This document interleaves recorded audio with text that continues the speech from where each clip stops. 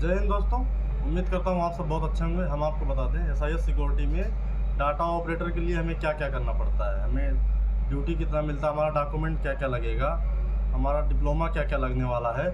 आप सबको इस वीडियो में सारी डिटेल बताऊंगा इस चीज़ का, डाटा ऑपरेटर में क्या क्या लगने वाला, कैसे कैसे लगने वाला, भर्ती कब होती है, हमें ड्यूटी कब दिया जाता है डाटा ऑपरेटर के लिए। तो हम आपको इस वीडियो में सारी डिटेल बताएंगे। अगर आप चैनल पर नए हैं तो चैनल को सब्सक्राइब कर लीजिए और बेल आइकन को प्रेस कर लीजिए, जिससे कि आपको आने वाली सभी वीडियो निरंतर मिलती रहे। तो हम आपको बता दें SIS सिक्योरिटी डाटा ऑपरेटर के लिए सबसे पहला हमारा डिप्लोमा होगा ADCA, जिसे बेसिक नॉलेज जिसे बोलते हैं। बेसिक नॉलेज होना ही चाहिए। बेसिक नॉलेज के बिना अगर आप कुछ नहीं कर सकते। डाटा ऑपरेटर में काम क्या क्या होने वाला है, जैसे कि आपको मेन गेट पर ही काम नहीं दिया जाता, कभी कभी आपको CCTV में भी काम मिल जाता है। तो CCTV का काम मेन गेट पर नहीं होता, कहीं भी किसी भी प्लांट में, किसी भी यूनिट में, कहीं भी आप काम कर लो CCTV में ही करना पड़ता है। तो उसमें भी डाटा ऑपरेटर ही लगते हैं। तो कई भाई का कमेंट आता है कि हम भी डाटा ऑपरेटर में हो सकते हैं।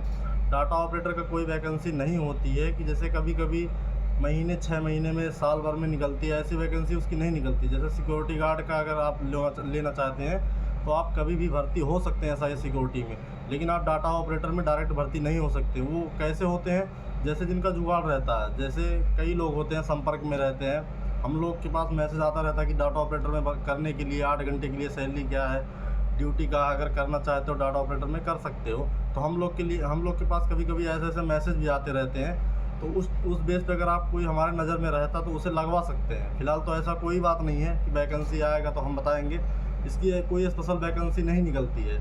जिस पॉइंट पे यूनिट पे आदमी कम होते हैं, डाटा ऑपरेटर के लिए कम रहते हैं, उनके लिए बुलाया जाता है। तो इस केस में आदमी लग जाते हैं, तो ठीक है, कोई दिक्कत नहीं। अगर आप SIS सिक्योरिटी ज्वाइन करना चाहते हैं, डाटा ऑपरेटर में काम करना चाहते हैं, तो उसका डिप्लोमा रहने वाला है ADCA, टैली, CCC, इतने में काम हो जाएगा। हिंदी इंग्लिश टाइपिंग चाहिए और हमें गेट का पूरा मेन जो काम रहता है एंट्री करना, सैप ऐप का काम कहीं कहीं मिल जाता, कहीं कहीं नहीं मिलता, इतना एंट्री करना चाहिए। और कोई प्रोजेक्ट बनाने के लिए सैप पे बनता है वो भी बनाना चाहिए, वो भी सीखना चाहिए। इसके हिसाब से आपका हो जाएगा। अगर आप कंप्यूटर का नॉलेज आपके पास है तो डाटा ऑपरेटर में आपको होने में समय नहीं लगेगा। पहले आप ज्वाइन कीजिए SIS सिक्योरिटी जब ज्वाइन कर लेंगे, अगर आप जब वहाँ ब्रांच जहाँ से आप ज्वाइन करेंगे वहाँ से पता करेंगे हमारा क्या क्या लग रहा है। तो अगर आप बताएंगे हमारे पास नॉलेज, हमारे पास डिप्लोमा है, तो आपका डाटा ऑपरेटर में आराम से लग जाएगा। सैलरी क्या रहने वाली, कहीं किसी यूनिट पे 12 घंटे मिल जाते हैं, 26 दिन 12 घंटे, और किसी यूनिट पे 8 घंटा 26 दिन रहता, 4 छुट्टी भी मिलता। तो हर जगह ये सिस्टम लागू नहीं है, कहीं कहीं होता, कहीं कहीं नहीं होता।